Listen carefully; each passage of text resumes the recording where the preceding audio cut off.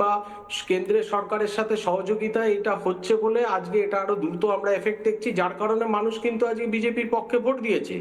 আজকে মানুষ নিজের সন্তানদের কথা চিন্তা করে তাদের ভবিষ্যতের কথা চিন্তা করে এই ভোটে এইবারে 2026-এর ভোটটা কিন্তু সেই নিরিখে হয়েছে। কারণ এটা তো ঘটনা যে মমতা বন্দ্যোপাধ্যায় কিছু তার অ্যাসোসিয়েটস এর যেরকম ভাবে ধন বৃদ্ধি হচ্ছিল, তার যারা বেনিফিশিয়ারি বা তার যারা মন্ত্রিসভা বা তার যারা অ্যাসোসিয়েট, তাদেরই শুধু শিল্প আর ধন বৃদ্ধি হচ্ছিল।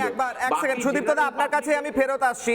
আপনার একটা বক্তব্য তুলছি আপনি বললেন কেন্দ্রের সহযোগিতা ছিল না বলে এর আগের সরকার কাজ করতে পারেনি। আমার সঙ্গে দুধকুমার মণ্ডল কৃষিমন্ত্রী রয়েছেন। সুদীপ্ত দা, আসছি।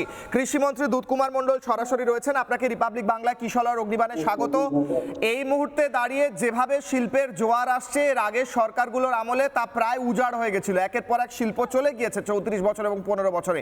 এবার শিল্প ফিরছে, কৃষিতেও জোয়ার আসছে, মানুষের আস্থা ফিরছে। কিন্তু সুদীপ্ত দা যেটা বলছিলেন যে আগে সহযোগিতা ছিল না, এবার ডবল ইঞ্জিন সরকার এসছে, তাই জন্য হচ্ছে, আপনি উত্তর দিন স্যার। দুধকুমার মণ্ডল, কৃষিমন্ত্রী।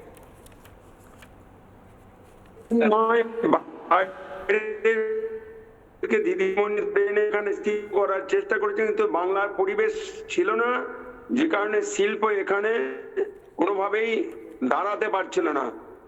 এখন কেন্দ্রে বিজেপি সরকার, পশ্চিমবাংলায় বিজেপি সরকার, এই ডবল ইঞ্জিন সরকারের আমলে কেন্দ্রের বহু প্রকল্পের জন্য যেসব শিল্পপতিরা এখানে এসে শিল্প এবং কলকারখানা খুলে বাংলার নবদিগন্তকে মানে জোয়ার এনেছেন বাংলায়, তা অত্যন্ত স্বাভাবিক ছন্দে ফিরবে এবং বাংলার মানুষের অনেক এতে উপকার এবং বাংলার বেকার কর্মসংস্থান, বাংলার অর্থনীতির অবস্থার গতি পরিবর্তন হবে, এটা আমাদের দৃঢ় বিশ্বাস। বাংলায় যেভাবে বাংলা ছিল, যে বাংলা এখন কর্মহারা বাংলা ছিল, সেই বাংলায় আবার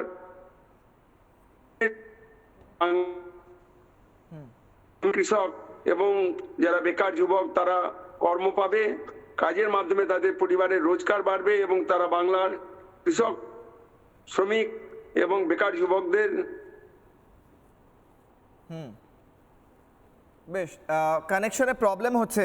মন্ত্রী সাহেব বল, নানা ধরনের কন্টেন্ট দেখার জন্য লাইক করুন, শেয়ার করুন আমাদের ফেসবুক পেজ, সাবস্ক্রাইব করুন আমাদের ইউটিউব চ্যানেল। পাশাপাশি অন্যান্য ব্রেকিং নিউজের জন্য অবশ্যই চোখ রাখুন রিপাবলিক বাংলায়।